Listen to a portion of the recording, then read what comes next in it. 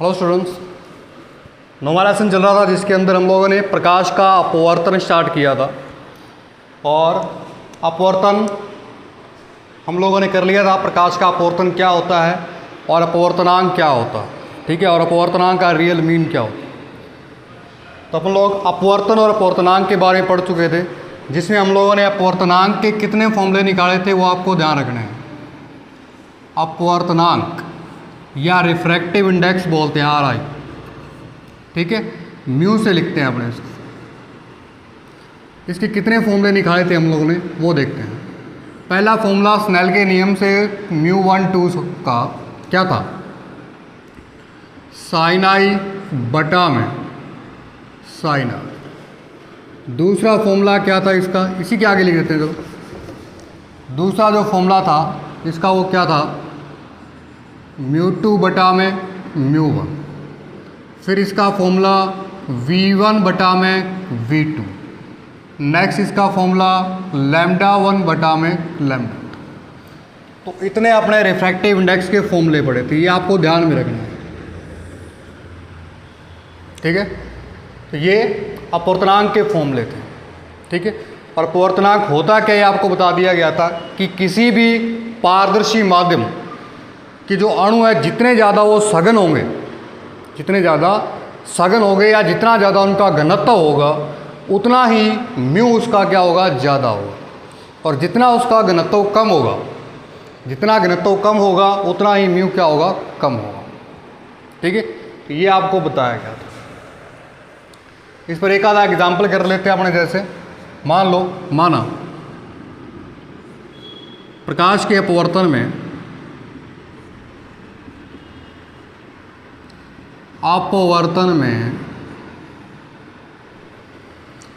आपतन कोण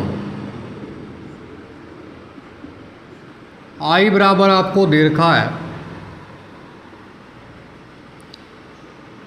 60 डिग्री और R कितना दे रखा है, 30 डिग्री, ठीक है। तो म्यू ज्ञात करना आप, ठीक है। तो म्यू कितना होता, स्नेल के नियम से साइन आई बटा में साइन आर। साइन आई कितना है आपका 60 डिग्री और आर 30 डिग्री। इसकी वैल्यूज पुट कर दो आप। साइन 60 कितना होता है, √3/2 और ये 1/2, 2 से 2 जाएगा तो कितना आ जाएगा, √3। ये आप जानते हो कितना होता है, 1.732। ये इसका रिफ्रैक्टिव इंडेक्स है, ठीक है। तो इस प्रकार से कुछ न्यूमेरिकल आपसे पूछे जा सकते हैं, ठीक है। और देख लो, जैसे मान लो पहले माध्यम में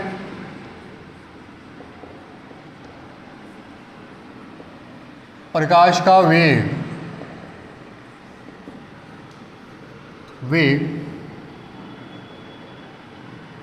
3 × 10⁸ वह सेकंड मीडियम में कितना है,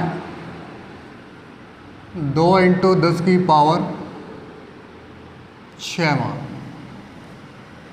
ठीक है। ये तो म्यू ज्ञात करना आपको मीडियम का। तो μ12 क्या हो जाएगा, हम जानते हैं V1 बटा में V2, वेग के फॉर्म में ये होता है। तो क्या हो जाएगा, V1 कितना है 3 × 10⁸ और ये 2 × 10⁶।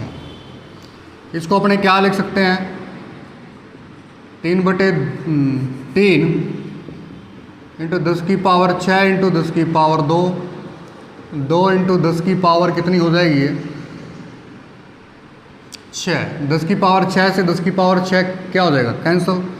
2 से 10 की स्क्वायर को काटोगे कितना हो जाएगा, 50, ठीक है। 10 की स्क्वायर 100 होता है, 50 हो जाएगा। इसको मल्टीप्लाई कर लो आप, कितना आ जाएगा, 5 दिए 15, 150, ठीक है। तो इस प्रकार से आप अपवर्तनांक निकाल सकते हैं। तो ये मेनली आपको ये के फॉर्मूले आपको ध्यान में रखना है, ठीक है। आगे जो एग्जाम्पल होंगे बुक के वो अपने करेंगे। इसके बाद प्रकाश के अपवर्तन की कुछ घटनाएं हैं जो आपको पढ़ने हैं। प्रकाश के अपवर्तन की घटनाएं,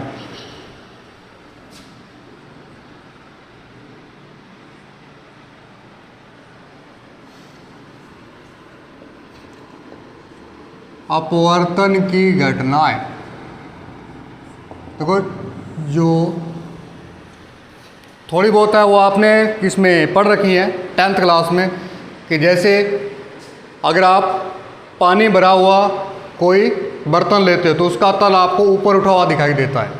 कॉइन वाला आपने एक्सपेरिमेंट देखा होगा, ठीक है। दूसरा आपने अगर आप पानी के अंदर पेंसिल रखते हो तो मुड़ी हुई दिखाई देती है, किसके कारण? प्रकाश के अपवर्तन के कारण, ठीक है। तो उसी प्रकार से अपने कुछ एक घटनाएं ले रहे हैं प्रकाश के अपवर्तन की, ठीक है।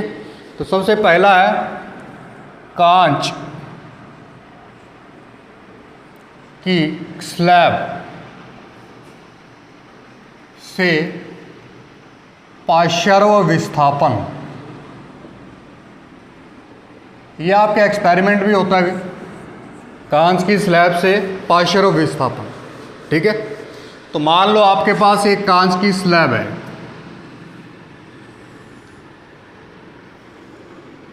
ये कांच की स्लैब, ठीक है। ये जो प्रकाशीय किरण है ये इस पर आपतित करवाई आप, ठीक है। ये प्रकाशीय किरण आपतित करवाई, जिस बिंदु पर आपतित होती है उस पर एक अभिलंब खींच देते हैं आप इस प्रकार से।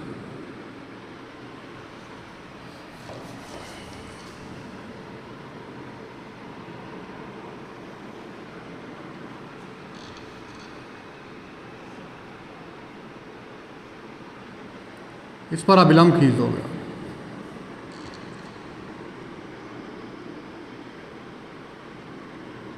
ये नॉर्मल, ठीक है। अब ये कांच की स्लैब है, कांच की स्लैब है, ये आयताकार कांच की स्लैब है। अब ये जो बाहर प्रकाशीय किरण है ये तो क्या एयर है, ठीक है। इधर भी क्या है? एयर है। और यहाँ क्या है? कांच है या ग्लास है, ये कह सकते हो। तो इधर विरल माध्यम है, इधर क्या है? सघन माध्यम है। तो प्रकाश के अपवर्तन में हमने पढ़ा है कि जब कोई प्रकाशीय किरण विरल माध्यम से सघन माध्यम में जाती है तो अभिलंब की ओर क्या होती है? झुक जाती है। तो ये इसका नॉर्मल है, तो इसकी ओर क्या हो जाएगी? झुक जाएगी थोड़ी सी, और इस प्रकार से हो जाएगी, इस प्रकार से,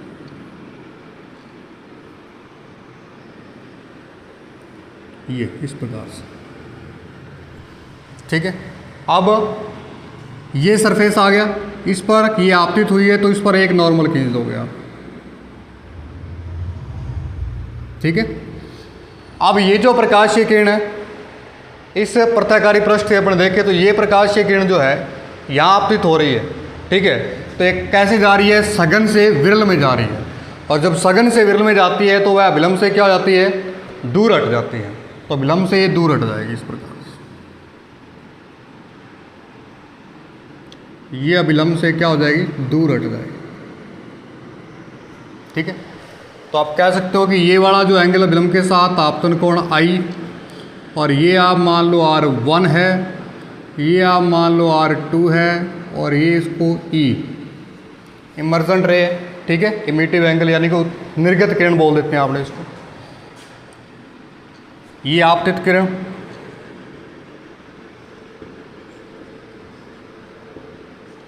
ये अपवर्तित किरण,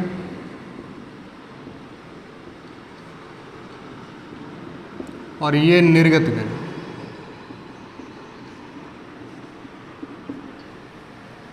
ठीक है। अब देखो इसमें विस्थापन कैसे हुआ। ये जो प्रकाशीय किरण अपने एंटर कैसे करवाई थी? यहाँ इस बिंदु पे एंटर करवाई थी, ठीक है। इसको नाम दे दो आप A, B, C and D, ठीक है। इस बिंदु पर आपने क्या करवाई थी? आपतित करवाई थी। अब अगर ये स्लैब ना होती तो ये कैसे जाती? ऐसे जाती,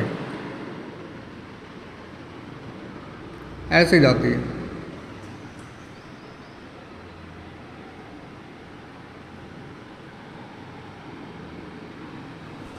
ठीक है। देखो आपने आपतित यहाँ करवाई थी, ठीक है, लेकिन ये कहाँ शिफ्ट होगी? यहाँ शिफ्ट होगी। इसको जाना कैसे चाहिए था? ऐसे जाना चाहिए था, यहाँ से पास होना चाहिए था, लेकिन ये कहाँ शिफ्ट होगी? यहाँ, ठीक है। किसके कारण? प्रकाश के अपवर्तन के कारण, ठीक है। तो इसी को बोलते हैं अपने पार्श्व विस्थापन। ये जो है D डिस्टेंस, ये जो जितनी डिस्टेंस पर ये इधर डिस्प्लेस हुई है, यही क्या कहलाता है? पार्श्व विस्थापन कहलाता है। पार्श्व विस्थापन क्या है?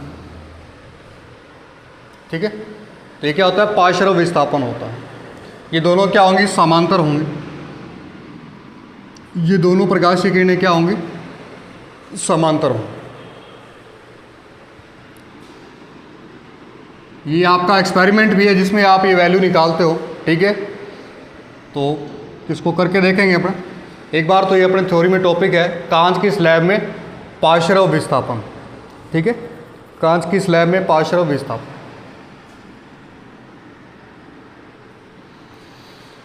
तो अपना कांच की स्लैब से पार्श्व विस्थापन हो गया। ये आप डिस्टेंस स्केल से माप सकते हो भी कितनी आई है, कितना ये डिस्प्लेस हुआ है नीचे, ठीक है। तो ये कांच की स्लैब से पार्श्व विस्थापन था। एक प्रकाशीय किरण आपको यहाँ से गुजारनी होती है, ठीक है। वो अपवर्तन के पश्चात क्या हो जाएगी, विलंब की ओर झुक जाएगी, ठीक है। बाद में जैसे ही सघन से विरल माध्यम में जाएगी तो विलंब से क्या हो जाएगी, दूर हट जाएगी, ठीक है। और ये इस प्रकार से चली जाएगी ऐसे, ठीक है। देखो ये अभिलंब है, ये अभिलंब है और ये अभिलंब है, ठीक है। और आप जानते हैं ये R1 और R2 क्या होंगे, बराबर होंगे। R1 और R2 क्या होंगे, बराबर। ये R1 है और ये R2, क्योंकि ये देखो Z की शेप बन रही है। क्या बन रही है, Z की शेप। Z की शेप में कौन सा कोण होता है, एकांतर कोण होता है, एकांतर कोण होता है, ठीक है। तो ये कोण और ये कोण, ये दोनों क्या होंगे, बराबर होंगे, ठीक है। ये आपको ध्यान है। और ये कोण, ये कौन सा अपना निर्गत कोण बोलते हैं इसको, निर्गत कोण, ठीक है। ये निर्गत कोण कहलाता है। ये आपतन कोण है, ये अपवर्तन कोण, ठीक है। ये दोनों अपवर्तन कोण। ये था अपना कांच की स्लैब से पार्श्व विस्थापन। इसके बाद जो दूसरी घटना है प्रकाश के अपवर्तन की, वो क्या है, आभासी गहराई, वर्चुअल हाइट।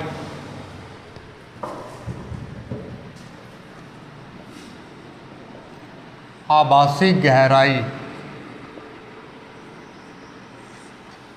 ठीक है। जैसे मान लो एक कांच की स्लैब आपके पास है,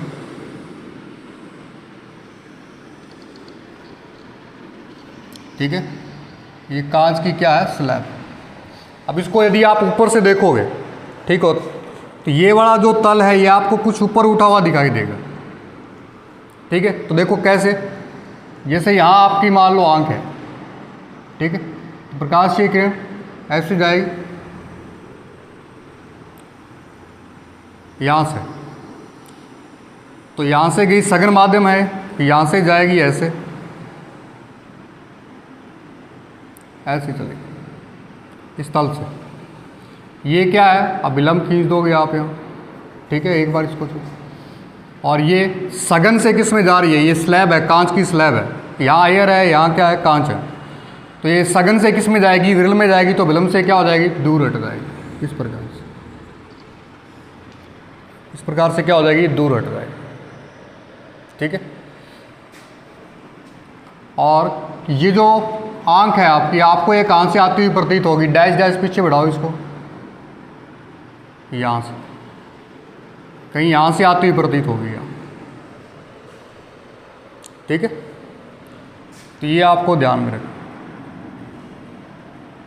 दो प्रकाश से किरणें ले लो, अगर यहाँ से आपको और नहीं समझा रहा, एग्जैक्ट पॉइंट देखना, तो आपको जैसे ये ले लिया आपने,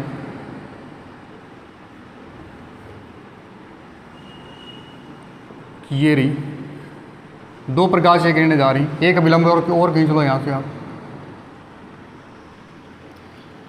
तो ये क्या हो जाएगी, फैल जाएगी ऐसे। यहाँ आपकी आंख है मान, ठीक है। इस प्रकार से ये आपको आती हुई कहाँ से प्रतीत होंगी, इसको पीछे बढ़ा दो, ये कहीं ना कहीं आके यहाँ मिलेंगे, ठीक है। तो आपको ये जो नीचे वाला तल है वो कहाँ दिखाई देगा, यहाँ दिखाई देगा। जो नीचे वाला तल है वो यहाँ दिखाई देगा। वास्तव में ये कहाँ से आ रही है, यहाँ से, लेकिन आपको कहाँ से आती हुई प्रतीत होंगी, यहाँ से आती हुई प्रतीत होंगी, ठीक है। तो इसकी एक्चुअल जो डेप्थ है वो कितनी है, h1 है, ठीक है। और जो आभासी है वो कितनी है, h2 मान लो।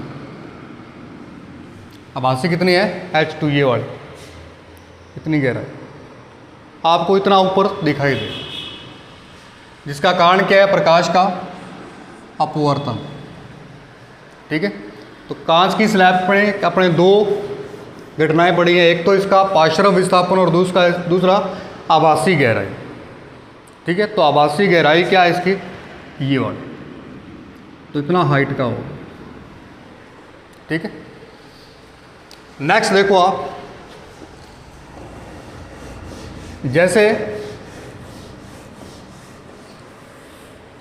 सूर्योदय और सूर्यास्त के समय जो प्रकाश जो सूर्य है वो अपने को कुछ ऊपर उठा हुआ दिखाई देता है, जिसका कारण भी क्या है? प्रकाश का अपवर्तन है। देखो कैसे, ये मान लो अर्थ है, क्या ये अर्थ है, और यहाँ ऑब्जर्वर है। ठीक है, ये इसका क्षैतिज है। ठीक है, ये इसका क्या है? क्षैतिज।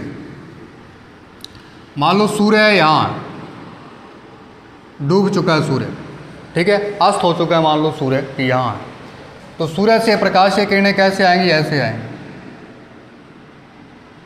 इस प्रकार से। सूर्य से यहाँ से बैंड होंगी थोड़ी प्रकाश की किरणें इस प्रकार से। ठीक है, ये ऑब्जर्वर तक जाएंगी इस प्रकार से, लेकिन इसको ये आती हुई कहाँ से दिखाई देंगी? पीछे बढ़ाओगे इसको यहाँ से, तो ये वाला जो सूर्य है ये क्षैतिज के नीचे जो चला गया वो आपको रियल में कहाँ दिखाई देगा? इसका आभासी प्रतिबिंब यहाँ दिखाई देगा। आभासी प्रतिबिंब कहाँ दिखाई देगा? इसको यहाँ दिखाई देगा। ठीक है, तो ये आपको ध्यान रखना।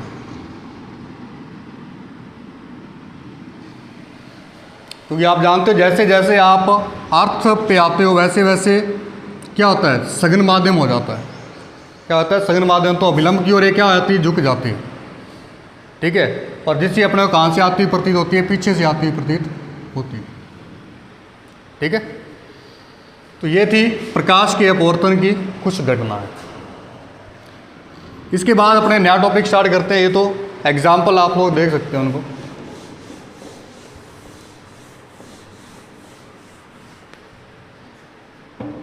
प्रकाश का पूर्ण आंतरिक परावर्तन। प्रकाश का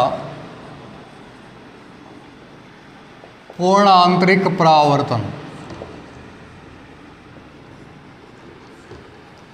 टोटल इंटरनल रिफ्लेक्शन। और प्रकाश का पूर्ण आंतरिक परावर्तन क्या होता है ये देखते हैं कि हम जानते हैं कि जब भी कोई प्रकाशीय किरण सघन से विरल माध्यम में जाती है, सघन से विरल माध्यम में जाती है, तो अभिलंब से क्या हो जाती है? वो दूर हट जाती है, अभिलंब से दूर हट जाती है। तो देखो इसमें पूर्ण आंतरिक परावर्तन क्या होता है। जैसे मान लो ये आपके पास यहाँ नीचे पानी है, जल, तीन स्टेप देखेंगे अपने इसके। पहले मान लो यहाँ से कोई प्रकाशीय किरण आपतित हुई इस पर,